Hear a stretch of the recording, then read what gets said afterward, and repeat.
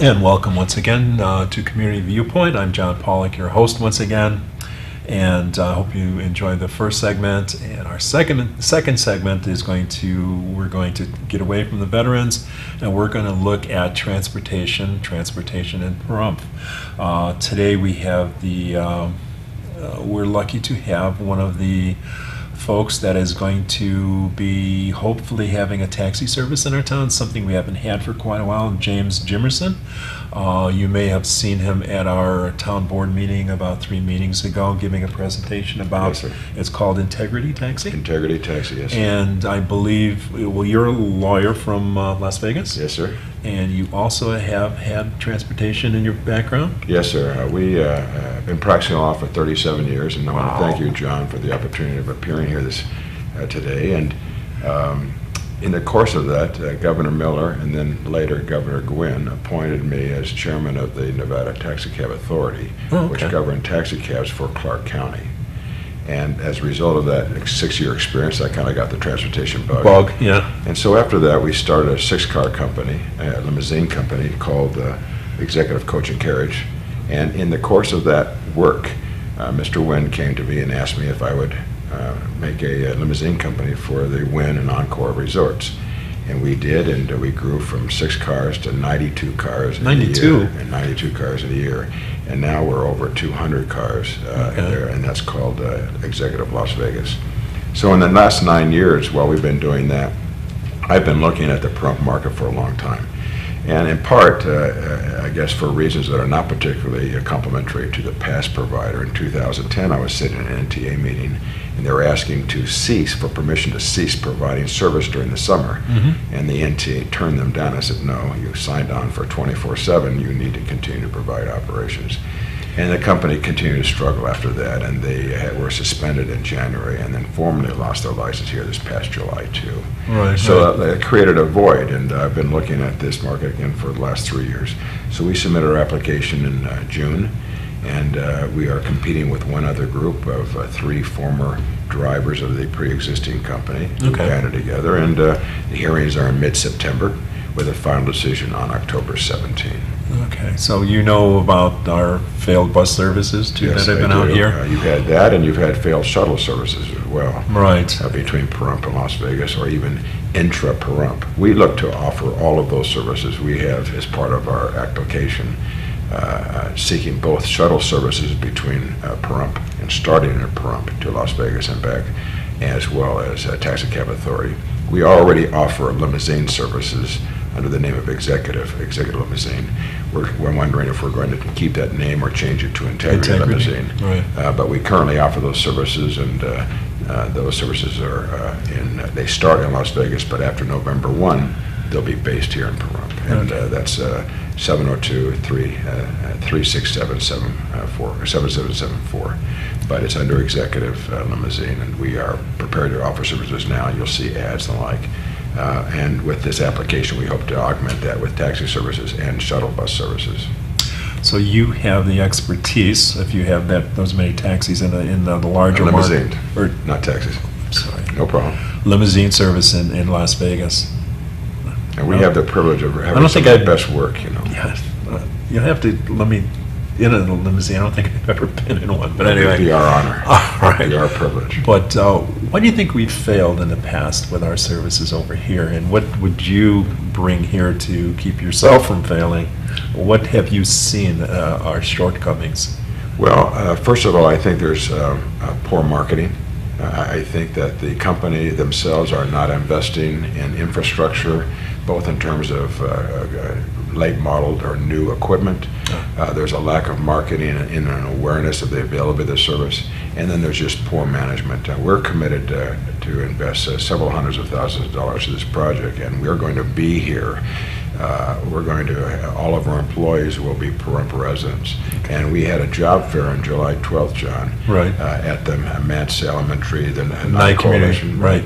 And we offered 8 to 10 positions, and I was so gratified. 152 applications, and I have to say, I was kidding the folks. I said, I think it's tougher to get a job at Integrity than it is at Harvard University. Oh, yeah. But we're hiring now, and we're doing interviews now, and we'll be ready to, if we're successful with the NTA, and of course, I don't count my chickens. I'm working very hard. My head is down, my butt is up. I'm working real hard, and nobody's going to outwork us. But if we do, we look to open our doors around November 1. All right, November 1st. I understand the problem with marketing because I had a brewery out here. I was president of the Bandit Brewing Company, Silver Strike Beer, if you remember that. But marketing, Little plug. yeah, it's long gone. I have some memorabilia, but it's not for sale. But yeah, it's the marketing. We couldn't stand up against the big boys, even though they had a inferior product to what we had here. Yeah, but to get the word out there, it's so hard. You have to also, candidly, because you're dealing with cash, John, you have to govern your drivers and make sure they report their income, you know, and don't swing with it and not report it. And the other thing is that you have to provide a service that's reliable. To me, it's like anything else. If I know I can count on it, I'm likely to use it. But if I distrust it, I'm going to stay away from it. And we've been so gratified. I mean, we've had more than 500 signatures on petitions supporting us. But when we talk with them about what are your needs, and that's why we're here, you know, every day or every other day here in this beginning process, we're also sensing the frustration about folks who said, you know, I've never been able to count on timely service and non-time service. So right. We hope that we can do that. We're also offering, and this is a tough economic time, and so I predicted in our own forecast that we'll lose money the first year, John. I mean, I expect that, but we're going to offer, you were talking about your previous segment, veterans discounts and senior citizen discounts to encourage the folks who might need the assistance to get to the grocery store, to get to a church, to get to a casino or other social place, that they would use us and trust us. It would also give them an incentive to do so. Right. And now going into Las Vegas, you would have a larger shuttle to go back and forth? Yes, we have 60 shuttles that we have in Las Vegas, and they run the range of 15 to 24 passengers. So we were thinking at the time, and of course this is subject to demand. I mean, right. you know, but we're looking at three times a week, 3 times a day, excuse me, to Las Vegas, 3 times from Las Vegas back here, with about 4 stops. Maybe the Silverton, right. Certainly the RTC stop on the south side of town. That's on the south side. Right, Now which that way they can connect to all the city and then the 3rd stop would be McCarran, and right. then the airport, and then the 4th stop might be Center Strip, Fashion Show, Wynn Resort, okay. Bellagio, something in their center strip that they might be able to do some shopping. And so that's what we're looking at. And we're going to play it by ear, and we're going to listen to you. We're going to listen to the residents of the town of Pahrump. And what they say, we're going to listen to and try to adhere to and implement. All right. Now, I know this is really reaching out, but you know about the town of Tacoma, right? Yes. That's a smaller market, too. They had a shuttle that came from there to here, that might have gone to Vegas, too. I forget. Is that something that you have thought of? It is, but it's not on the immediate plans. We need to make a living, too. Right. We need to make a profit, too. Right. So I want to serve Pahrump, the town of Pahrump now. But all of that is open to us, and we've been approached by a number of different governmental agencies. I've appeared in front of the town of Pahrump, but also right. appeared in front of the county commission. And I'm speaking to everyone. I kid, like Tom Waters, your previous guest, I kid him as I feel like I'm running for public office. Right. Because you need to get the word out, and you let people know that we're accessible, and more importantly, I think that we're accountable. Mm-hmm. We have other places, Crystal. That's a short stop. Would right. that be within your? Yes. We're including Amargosa Valley, for example, as okay. potential locations. I think you mentioned that. Yeah. Oh, Amargosa Opera House. Yes. Marta's. Yes. Yes. I hear she just had a birthday. Happy birthday, Marta! Yes, if you're watching. Absolutely. Happy birthday. Yes, sweetheart.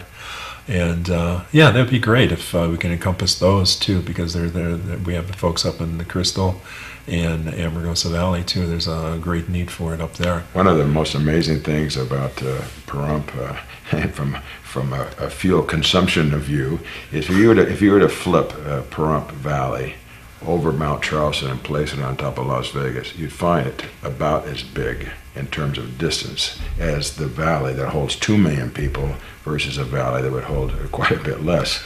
And so the distances are impressive and daunting.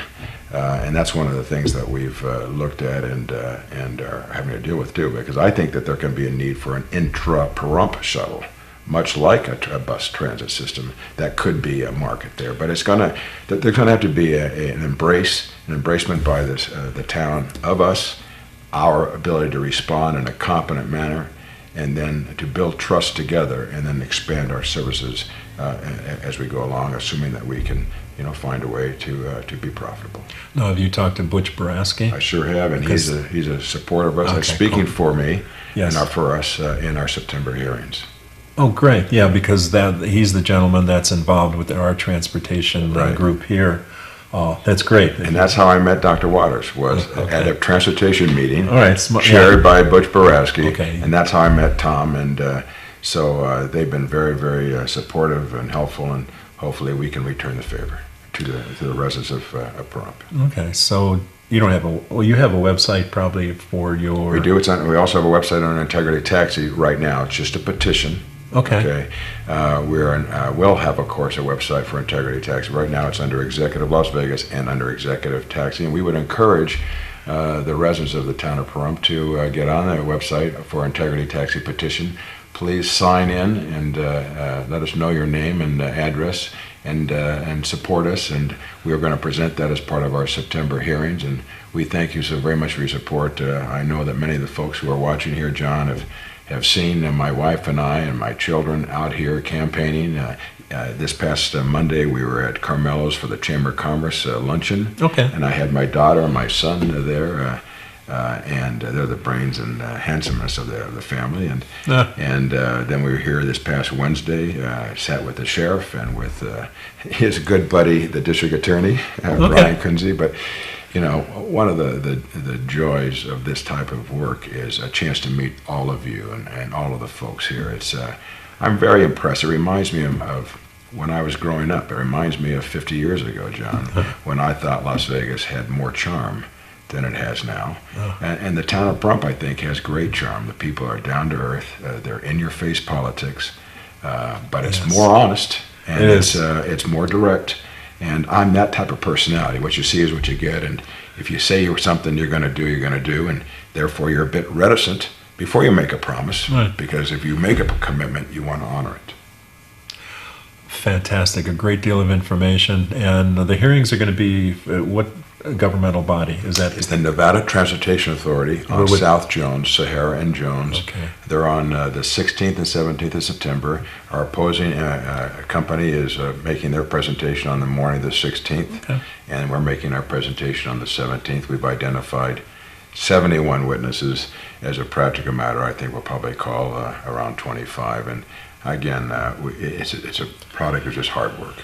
Oh, well, thank you. It seems like you, like the duck pond, you have your ducks in a row. But I appreciate you coming down here today. This opportunity to speak to the residents is very much appreciated, and a pleasure to meet you, John. All right, and it's great to meet you also. And we'll see you next week, and thank you for watching, and we'll see you later.